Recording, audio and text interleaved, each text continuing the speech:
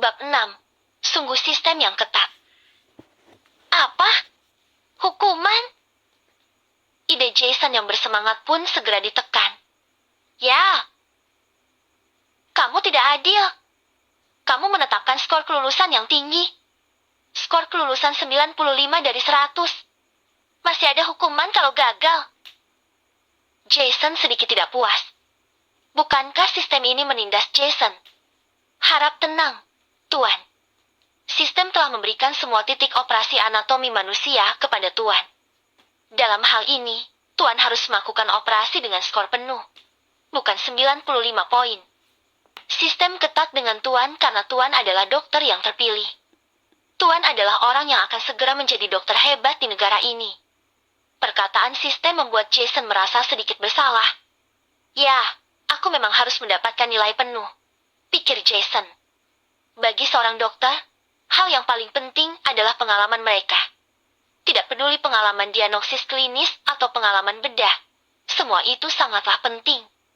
Kalau tidak, bagaimana mungkin dokter akan menjadi lebih populer seiring bertambahnya usia? Di rumah sakit, dokter yang boleh melakukan operasi adalah dokter dengan jabatan di atas dokter kepala. Dokter residen yang lain hanya diperbolehkan bekerja sebagai asisten, apalagi dokter magang seperti mereka yang baru saja lulus. Sebagai dokter dengan tingkat terendah di rumah sakit, mereka hanya bisa berdiri dan menonton. Sebaliknya, fakta bahwa Jason bisa melakukan operasi sesuka hati di ruang operasi simulasi ini sudah merupakan fasilitas yang tidak dapat dibayangkan oleh dokter muda lainnya. Jason benar-benar harus lebih serius dan berusaha. Oke, aku pasti akan berusaha mendapatkan nilai penuh. Tapi, aku mau tanya, hukuman apa seandainya aku gagal? Jason masih sedikit gelisah tentang hukuman itu. Jason berharap bukan menyita sistem. Seperti mengurangi skin hero akun game kamu, memotong sebagian kas rekening bank kamu, dan yang lainnya. Apa? Memotong uang? Astaga! Jason tidak bisa tenang. Jika dia gagal, uangnya akan dipotong. Bukankah sistem ini sedikit terlalu ketat? Bagaimana mungkin dia yang merupakan dokter magang memiliki uang? Tolong tanggapi setiap operasi di ruang operasi simulasi dengan serius. Jason kehabisan kata-kata. Aduh, baiklah. Sistem ini ketat juga untuk kebaikan Jason. Oke, mari kita mulai sekarang. Oke, tolong selesaikan operasi flap bebas di dada dalam waktu 1 jam. Flap bebas. Operasi ini cukup sederhana. Jason berjalan ke samping meja operasi. Pertama-tama, dia menggunakan gel cuci tangan untuk mendisinfeksi racun, kemudian memakai masker dan sarung tangan. Ada banyak pisau bedah di meja peralatan medis di dekatnya. Masih ada lampu tanpa bayangan yang bisa menerangi setiap sudut ruangan. Harus diakui bahwa ruang operasi simulasi ini cukup nyata. Kemudian, Jason mengulurkan tangan dan mengangkat kain putih yang menutupi mayat itu dengan lembut. Mayat pria setengah baya dengan kulit coklat muda muncul di depan mata Jason. Setelah itu, tercium bau menyengat yang sangat kuat. Jason mengerutkan keningnya. Astaga, mayat ini terlalu nyata. Bukan? Bahkan bau formaldehida juga disimulasikan. Penyimpanan semua mayat harus mengandalkan formaldehida. Formaldehida juga disebut formaldehida. Termasuk dalam cairan formaldehida yang larut dalam air, yaitu larutan formaldehida 40%. Setelah manusia mati, larutan formaldehida 10% akan dimasukkan ke dalam pembuluh darah terlebih dahulu. Formaldehida dapat memadatkan darah dan protein dalam pembuluh darah untuk memastikan bahwa tubuh tidak akan membusuk. Kemudian, tubuh mayat itu harus direndam dalam larutan formaldehida untuk waktu yang lama, yang membutuhkan waktu 2-3 tahun untuk digunakan sebagai percobaan mahasiswa kedokteran. Jika waktu perendaman pendek, tubuh akan mudah membusuk jika darah dan protein tidak sepenuhnya padat dan tidak dapat digunakan untuk observasi medis. Di udara, bau menyengat dan amis ini membuat Jason sedikit mengeratkan maskernya. Jason mengambil pisau bedah, lalu mulai mengamati setiap tempat.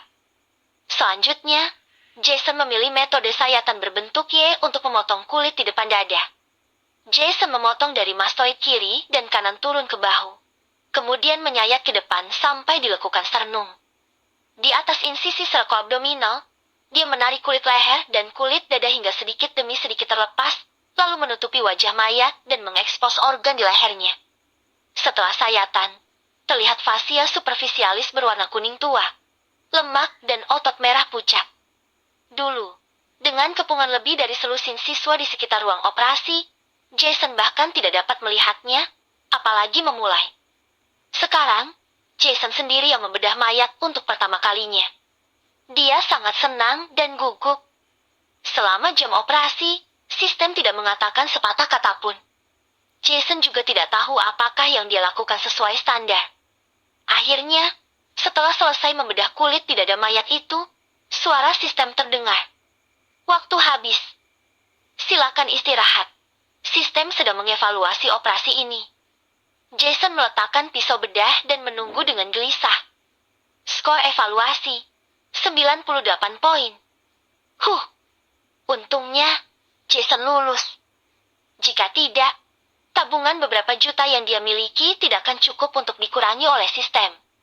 Tentu saja, jika Jason gagal dalam operasi sederhana seperti membedah kulit untuk mengekspos fasia superficialis gagal, maka dia benar-benar payah. Selanjutnya, silakan Tuan menyelesaikan pembedahan membuka rongga toraks dalam waktu 1 jam. Langkah kedua adalah membuka rongga toraks, mengamati tulang rusuk dan organ dalam rongga toraks.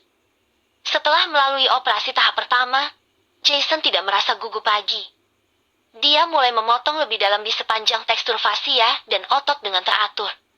Keesokan paginya, Jason yang tenggelam di ruang operasi simulasi pun bangun siang untuk pertama kalinya.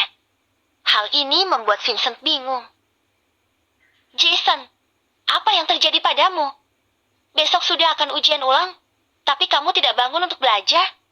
Bukankah biasanya kamu yang paling bersemangat? Kenapa sudah hampir jam 10 kamu masih tidak bangun? Jason tidak bisa menjawab pertanyaan teman sekamarnya. Jason tidak bisa memberitahu Vincent bahwa dia memiliki sistem dan dapat memasuki ruang operasi simulasi untuk berlatih operasi ketika tidur. Bukan? Tentu saja. Lebih baik hanya Jason sendiri yang mengetahui hal-hal luar biasa seperti sistem. Saat ini, Jason sedang mempelajari misteri tubuh manusia tanpa lelah di ruang operasi simulasi. Di rumah sakit, Panji juga melihat informasi terperinci dari para dokter magang dengan cermat. Tidak heran Jason sangat luar biasa. Ternyata dia lulusan Universitas Kedokteran Mahero. Namun, Universitas Kedokteran Mahero adalah sekolah yang sangat bagus. Jason juga sangat hebat. Kenapa dia bisa ditugaskan untuk magang ke kota Geraha? Hal ini membuat Panji bingung. Tiba-tiba, seseorang mengetuk pintu. Silakan masuk, kata Panji tanpa mendongak. Di pintu, Roni masuk dengan ekspresi menyanjung. Dokter Roni, ada apa? Panji meletakkan berkas di tangannya dan menatap Roni dengan ekspresi masam. Hehe, Direktur Panji, besok adalah hari ujian ulang. Apa yang akan kamu uji? Kamu dapat memberitahuku dulu. Aku akan membantu kamu mempersiapkannya. Panji terkekeh dan melambaikan tangannya. Dokter Roni tidak usah repot-repot. Aku sudah mengatur semuanya. Roni sedikit terkejut. Jika Roni tidak mendapatkan informasi ini, beberapa koneksi yang memberikan uang itu benar-benar tidak ada harapan lagi. Roni juga tahu bahwa kemampuan Jason sudah menduduki peringkat pertama di antara para dokter magang ini. Beberapa koneksi itu tidak bisa dibandingkan dengan Jason sama sekali. Jika Direktur Panji menguji secara langsung besok, kebenaran pasti akan terungkap. Tanpa menunggu Roni memikirkan kalimat selanjutnya, Panji kembali berbicara. Omong-omong, rumah sakit akan mempertahankan 5 dokter magang kali ini. Tapi tampaknya masih kurang 3 posisi dokter residen yang memiliki sertifikat. Kebetulan aku akan datang untuk menguji besok. Jadi biarkan dokter resmi yang mendaftar untuk bersaing dengan para dokter